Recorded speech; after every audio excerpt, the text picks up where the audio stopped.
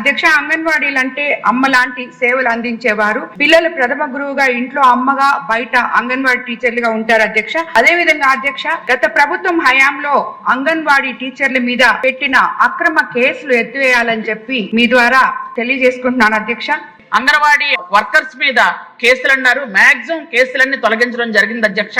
ఎక్కడో మరీ ఇంటెన్షనల్ గా పెట్టిన కేసులు అయితే ఇంతకుముందు తీయడం జరిగింది అధ్యక్ష. కానీ ఏవైనా వాళ్ళు నిజంగా జరిగినవి ఏవైతే ఒకటో రెండో ఉండాలి తప్ప కానీ ప్రభుత్వం తరపు నుంచి ఇంతకు పూర్వం కక్ష సాధింపు చర్యలుగా వాళ్ళ మీద ఏ కేసులు అయితే పెట్టారో ఇంతకు పూర్వం ప్రభుత్వం పూర్తి స్థాయిలో మహిళల మీద ఆ కేసులన్నీ తీసేయమని గౌరవ ముఖ్యమంత్రి గారు ఎప్పుడో ఆర్డర్ ఇవ్వడం జరిగింది అధ్యక్ష. ఇస్తున్నాం, అవన్నీ కూడా చేస్తున్నాం అధ్యక్ష.